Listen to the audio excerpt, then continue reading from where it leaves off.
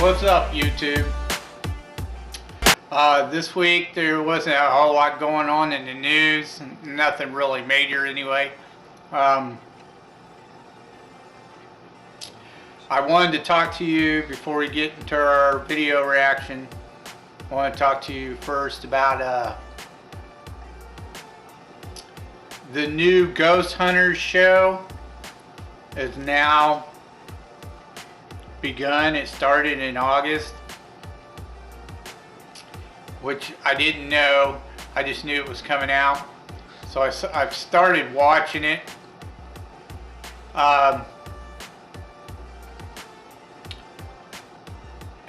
It doesn't have the rest of the team in it. The only one that's in the new show is Grant Wilson.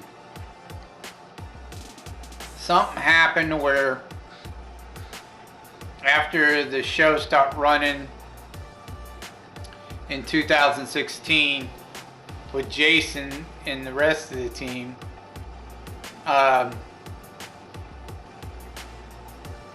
it seems that A&E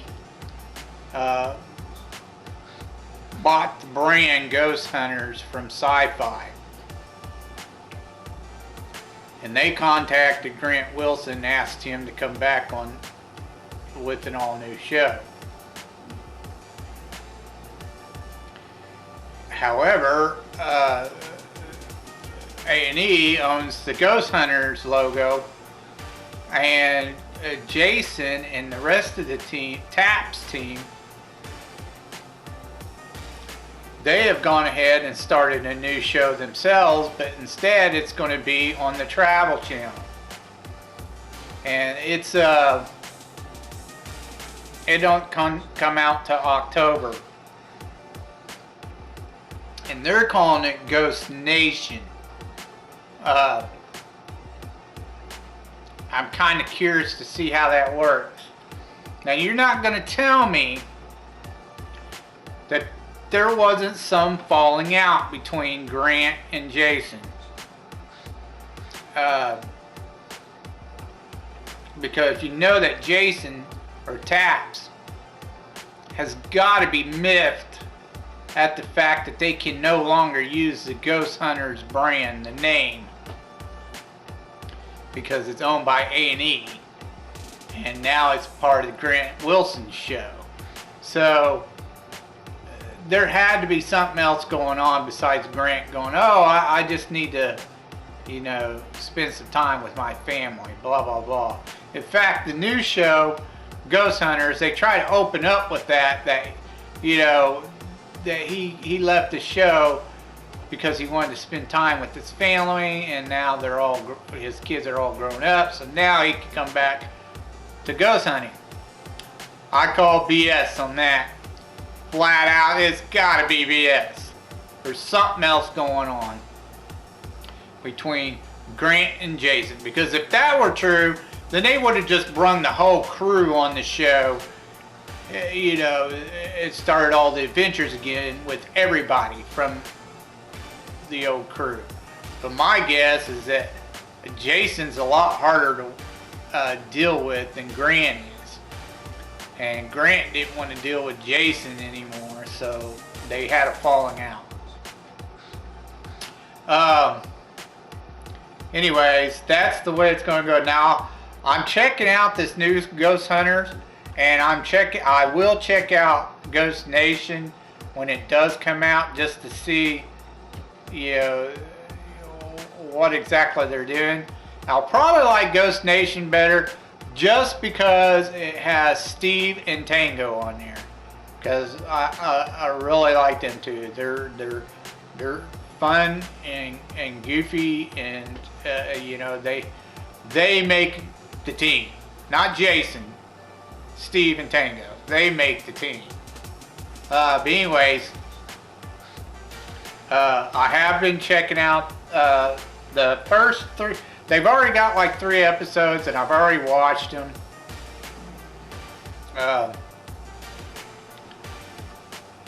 I'm not sure about the new team that Grant has put together. I'm really not sold on any of them. You know, I can't think of his name, even though I just watched the first 3 episodes. The bearded dude that he's got with him, he seems a little too biker-ish or bar type. I don't know. He doesn't seem to fit. He seems a little mean. He just comes off that way. He may be a nice guy. He just comes off real mean. The woman that he's got, that Christine woman or whatever, she's been on there before, on a couple episodes from the original Ghost Hunters.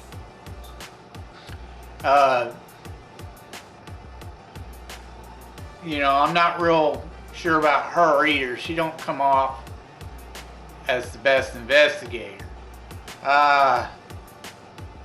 The new guy, Brandon, the tech guy, he seems okay, I guess. You know, I don't have any qualms about him right now, but he seems alright. The other 2 investigators, I can't think, Brian and whatever that chick's name is, the color-haired girl, I don't know, they seem okay. They don't really bother me all that much. The new manager guy or whatever does all the history crap. He's got a weird name like Mahogany or some crap like that. I can't remember. He's weird. I don't like him at all. So far, in all 3 episodes so far, I can't stand that guy. Because he's all, oh, this is going on, oh, look at this, blah, blah, blah. You know, I can't stand that crap. You know, where they have to nitpick every little sound and blah, blah, blah, you know, like it's new to them. Blah, it's just, he comes off that way, you know, like a little kid, and I don't care for it. Like he's not taking it seriously. But anyways, so far I'm not real sure about this show. There's the last episode, the 3rd episode I watched, Grant Wilson, there were 2 parts of an investigation. One was some woman's house, and the other was St. Augustine's lighthouse that they went back to. The first part of the episode, at the very end, he tells this woman, you're a poltergeist. Everything centers around you. You're the poltergeist. He literally defines poltergeist as someone who all the activity surrounds. That they're the cause. And that's what he defines. He's been doing it for 30 years, and that's what he defines as poltergeist. Now, I like Grant Wilson. I really do. I like him way better than I do Jason. However, he flat out lied to this woman. And I could prove it. You can look up the definition of poltergeist. Now, I've done that. I went on, straight from the dictionary. I'll post it up for you to see, so you can see the definition of what a poltergeist is. It's not a person. That activity surrounds somebody. That's not what a poltergeist is. And he flat out lies to this woman, tells her that she's the poltergeist. And I'm like, what? Dude, you're lying to her. What are you talking about? Now, there are instances where a person may be the cause or might be the center of the haunting. You know, that something's following them or is around them, or, you know, spiritual activity or energy, psychic energy or whatever surrounds a person, supposedly. But you can't flat out say, hey, the definition of poltergeist is someone that all the activity surrounds, or it's a person, blah, blah, blah, because that's not true. You flat out lied to her. So that really has me going, what the? It's got me scratching my head, wondering what kind of show this is going to be, if it's going to be really that good. But I'll continue watching it, and I'll give you my personal opinion on the show. Let you know what I think about it. I'll give you a good review on it. For now, let's move on to your video reaction. This is a dumb people answering questions, part 2. So let's get real and get on it. A farmer has 15 sheep and all but 8 died. How many are left? A farmer has 15 sheep and all but 8 Died. Yeah. How many are left? Oh. They all died, that's what you mean. Name the month that we get the least sleep. I want to say December. July. July? Really, people? January. February? Very good. She got it right. Wow. Oh,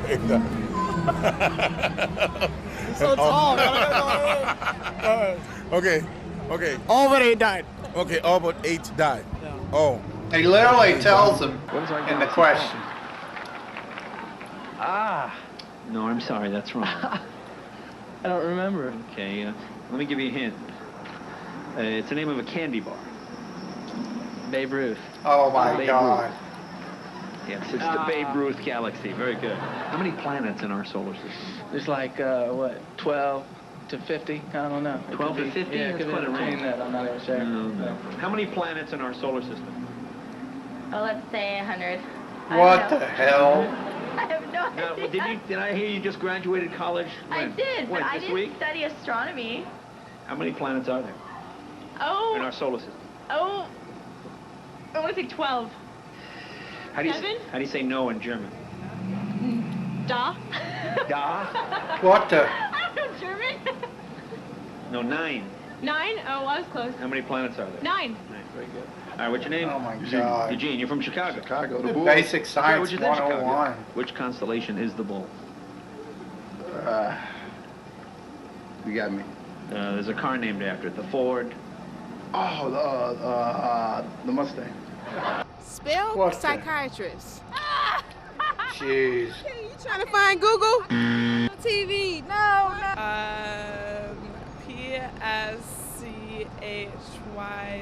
P-S-C-H-Y-C-I-A-S-T.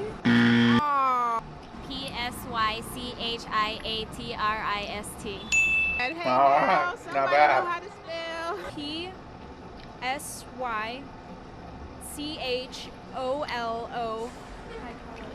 P-S-Y-C-H-O-L-O-G-I-S-T.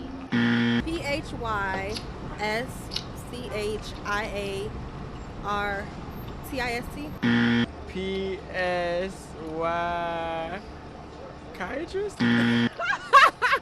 If 8 died, People are it would have 7 left. pathetic. But all but 8 died. Right.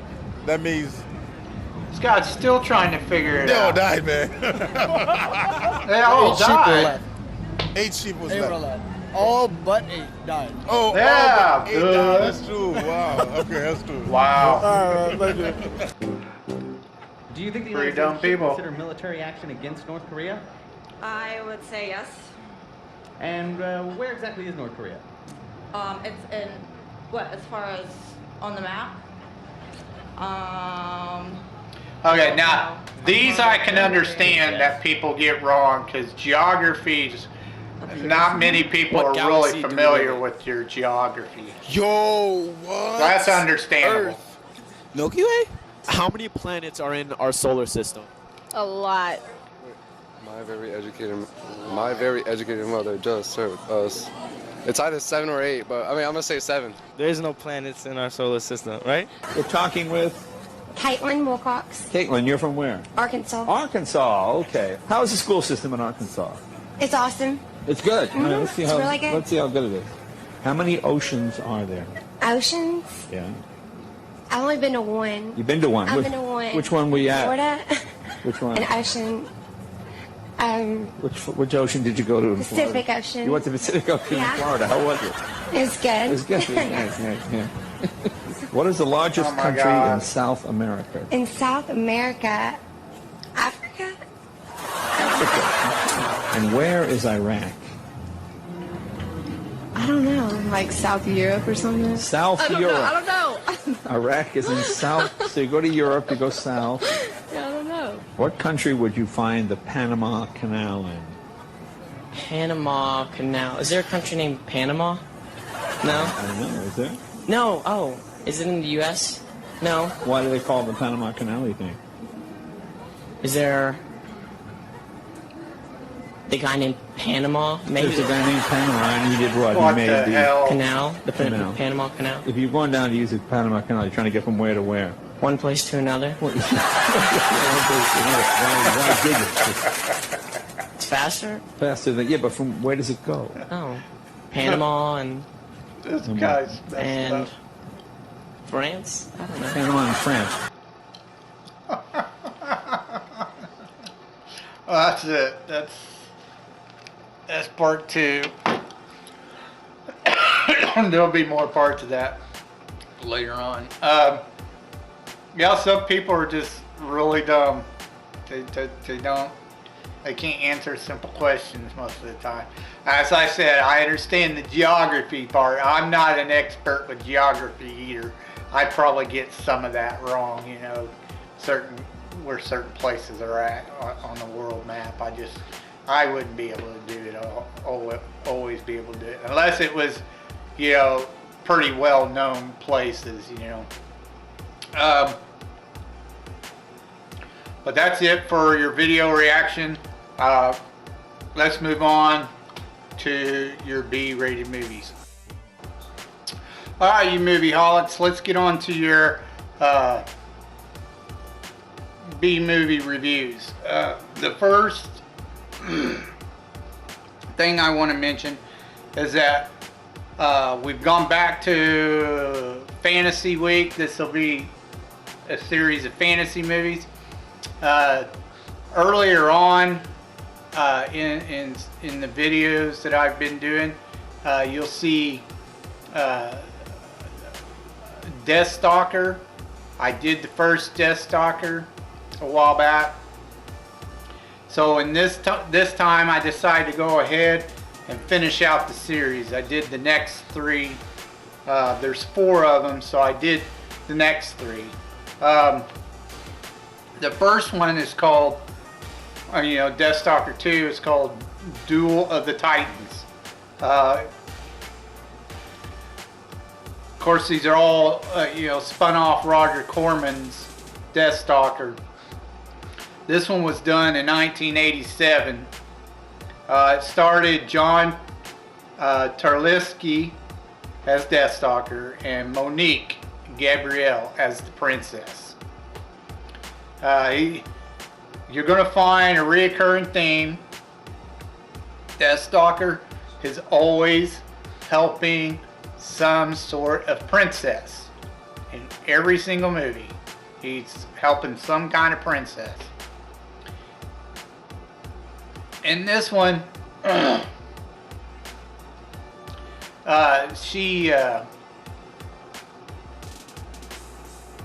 princess claims to be some kind of a seer or some crap like that when he first meets up with her. In fact, she doesn't tell DeathStalker that she is a princess. So the whole story is, DeathStalker's got to help this girl who claims she's a seer, that if she does a reading for him and tells him if he does all this stuff which will actually help her, that he will be well rewarded or whatever. So he believes her and he decides to help her. Now in this DeathStalker, he's not so much a warrior, he's more of a thief. He claims he's like the Prince of Thieves or whatever. But anyway, the whole story is that he's trying to help her get back her throne, basically. There is an evil magician, of course. He sends a bunch of mercenaries after him. He's trying to kill DeathStalker.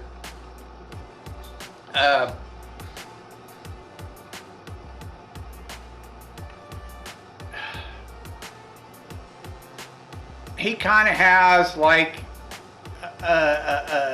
his own woman or whatever that's also a mercenary.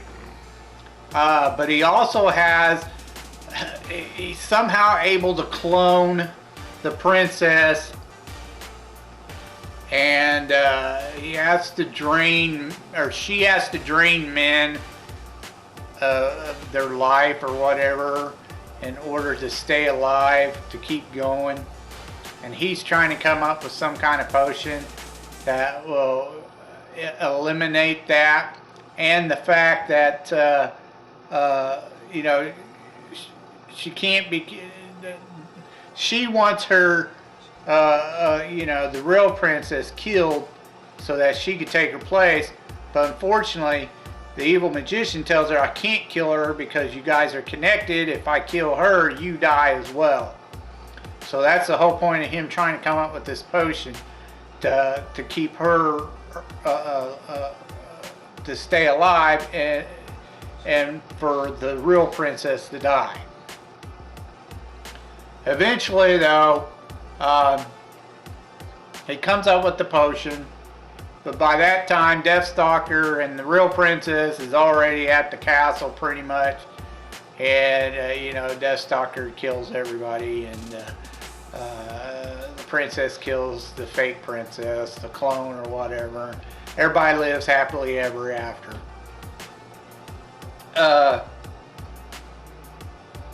This one was really bad cheesy. It's way different. I mean, the first one was cheesy, but this was really bad cheesy. The main guy who played DeathStalker, he didn't even look like, not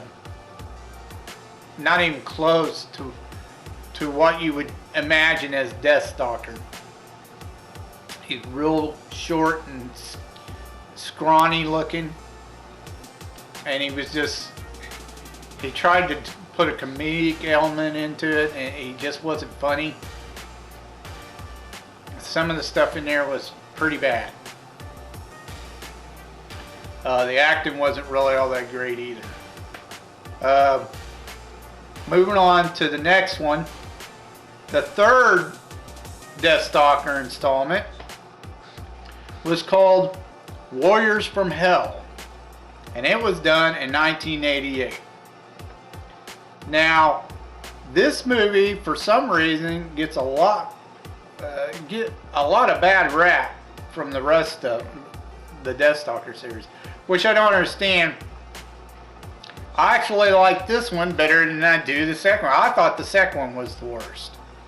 This one I liked a little bit more. Now, it starred John Nelson and Carlos Sands. John played your new DeathStalker. Had another guy trying the role.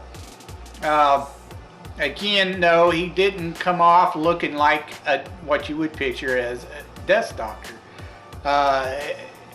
he wasn't really all that tall. He wasn't really that muscular, but he was more of average size kind of guy. So it wasn't too bad, but he didn't really fit the role. Now, the acting in this was actually quite a bit better, I thought, personally, than the second one. It wasn't the greatest, but it wasn't that bad either. It was a little bit more funny, too. The guy who played DeathStalker, John Nelson, he actually did a decent job of acting in this. You also had the bad guy was the guy everyone called Hawk on Buck Rogers. He's more of a stage actor. He's good, but he's a little over the top sometimes. But he's a decent actor too. Anyways, again, you have an evil magician, but you also have a good magician in this one. The good magician is from a fabled city, a legendary city of magic. In order to find this legendary city, he split these 3 crystals apart, and you have to put them together in order to find where the city's at. And it also gives you some type of magical power. Increases your magical power or something. So anyway, DeathStalker, at the very beginning, he runs into a woman who's a princess. Again, I told you the main theme is that he's always helping a princess. He runs into this princess.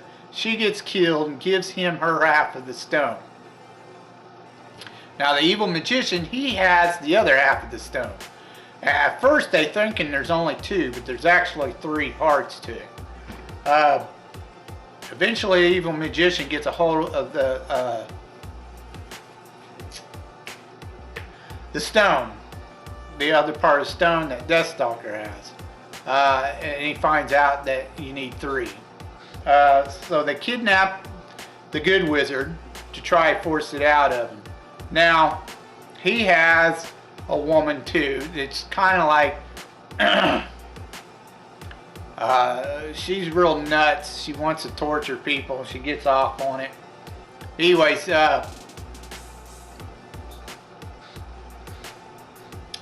DeathStalker meets the princess that died. He meets her sister. She has a sister. And of course, she looks just like her, blah, blah, blah, because it is her, Anyway, her sister's kind of like a spoiled little brat. She's supposed to go marry the evil magician, although she doesn't know that he's an evil magician. The evil magician thinks that, if he marries her, he'll find out if she's got the other half of the stone. And if she does, then he'll kill her off or whatever. Otherwise, he thinks DeathStalker's got the other half of the stone. He means to kill him. Anyway, there's a big confrontation at the end. There's a big, fight scene, some of these Amazons that they met or whatever along the way. Or whatnot. Anyway, they come in, they help kill everybody off, and that's the good magician gets to keep his secret, and DeathStalker leaves, and that's the end of the movie. Like I said, I didn't think the acting in this one was nearly as bad as this from the second one. I actually thought this one was a little bit more decent. Plus the women in it were quite a bit better looking. Then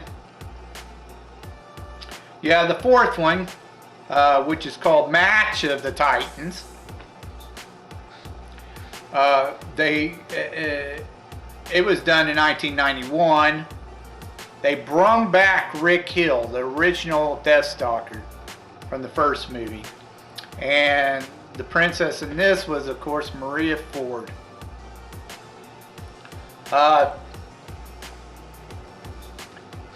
In this one, he understands that the princess is trying to get back her kingdom, and he decides to help. Along the way, he meets this guy who's a warrior. He's training for some tournament that this castle's having, which is being hosted by an evil sorceress, a woman. So it's kind of like taking back the theme of the very first movie, a tournament or whatever, the fighters. Now, at the very beginning of this movie, you're going to see a ton of flashbacks from all three movies to kind of make up the story for this one. They use a lot of the flashbacks at the very beginning. And a few more of the very first movie through the rest of the movie. They'll use a few flashbacks from the first movie as well. Especially when they're showing the fighters fight. You get a lot of flashbacks from the first movie. Anyways, him and the princess show up at this castle to fight in this tournament against the evil sorceress. The evil sorceress is draining these warriors of their power and turn them into statues of stone that can actually walk around and do her bidding. She plans on doing it to all the warriors in the tournament. The DeathStalker catches on what's going on. He tells the princess and the guy they met along the road. So they all form a team. They help defeat the evil sorceress and her henchmen, and that's the end of the story. Everybody lives happily ever after. And the sorceress turns in, at the very end, she turns into a stone statue instead. They find the cure for everybody else. And like I said, that's the end of the movie. They save the day. Rick Hill still looked pretty buff when he did this, even though he's quite a bit older. He looked the DeathStalker part, you know, tall, you know, muscled up, blonde-headed guy, barbarian, you know, he looked the part. Now, of course, the acting wasn't all that great, of course, again, but it was a lot better than the other two. It was pretty good. I liked it a lot better than the other two as well.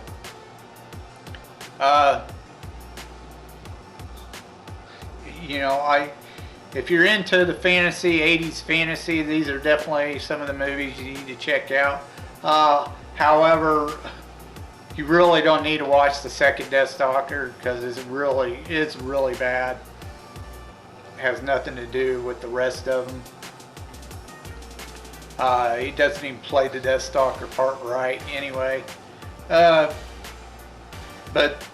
the rest of them are really good. The first one, the third one ain't bad, and then the fourth one's really good too.